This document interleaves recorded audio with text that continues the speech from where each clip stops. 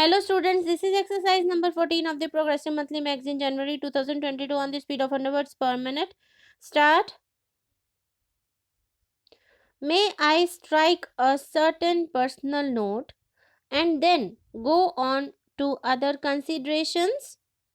We, my generation in India, have been conditioned in particular ways by events. There is the background of 2000 years or more. There is the conditioning we have had during the 150 or 200 years of British rule. And then there is the big conditioning during the last 30 or 35 years of what is called the Gandhian movement. We are the resultants of these various conditioning factors. If you want to understand us, you have to understand these conditioning factors. That is so about me and my government in India. That applies to the world at large also. We have to understand other people's basic conditioning factors, their past history, traditions, habits, conflicts, etc., and more particularly the recent history of the last half a century or so. Countries like India and China have millennia of history.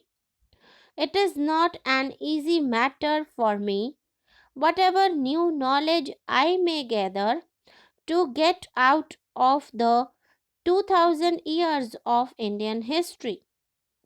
So, also with other countries. Yet, in order to understand an other country, it is no good looking at it through the spectacles of our own country. If an Indian presumes, with his Indian background, to judge England or Germany or Russia, he will probably not be objective enough. Now, the China.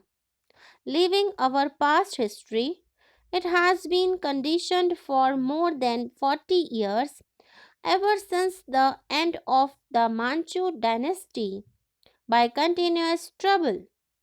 That was China's experience.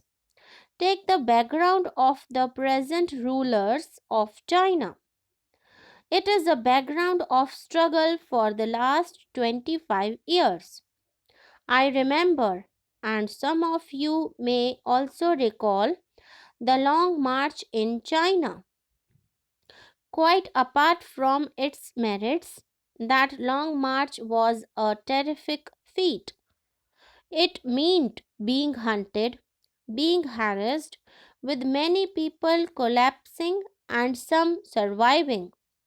They often found a habitat in the mountains and in the caves and lived there for a number of years, organizing themselves. Then came the Japanese invasion. They fought the Japanese invasion that turned into a world war later.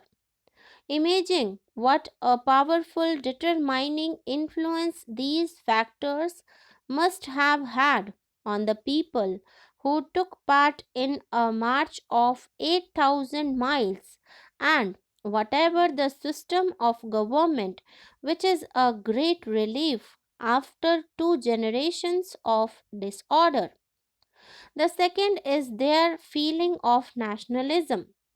They feel that their great country, which has been kicked and tossed about for generations, has become unified and strong and can stand up on its own feet and look to any other country in the face.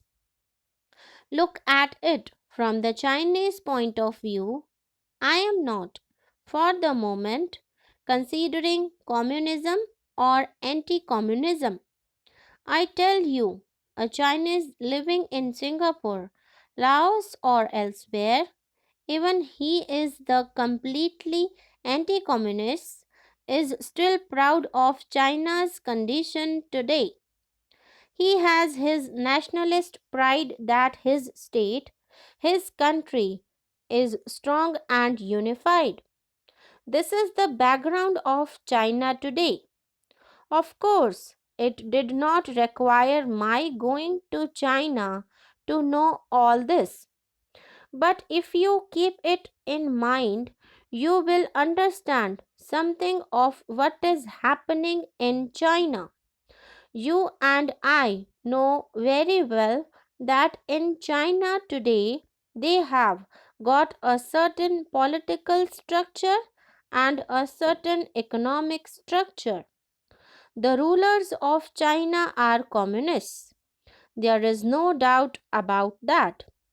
They have evolved a political and economic system which is partly based on their Marxist ideas and partly adapted to conditions in China. We all know that it is not full blooded communism, these. It has adapted to their conditions. So, now, if you ask me, is there freedom of the press there? With all respect, I shall say that question is rather unnecessary. The whole structure of government there is of a type which is completely different from parliamentary democracy.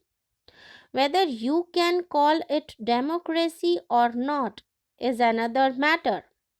They call it people's democracy. That is an argument which we need not go into. My point is that it is different. We know it. What results it yields, you can partly see now, and ultimately the future will show. It is the future that will show whether the results achieved by the methods they pursue will be worthwhile or not, or have been worth the price paid for them. Each people, and especially these big chunks of humanity like India and China with long records, as soon as they find freedom to function according to their wishes, are influenced by various external forces, industrial revolution, technological advancement, political ideas, and so on. But if we are worth our salt, we have to stand on our own feet and function in accordance with our own thinking and conditioning of minds. I shall have little respect for India if it followed blindly the American pattern or the Russian pattern or the Chinese or the British. Then it would not be India but a pale imitation of somebody else.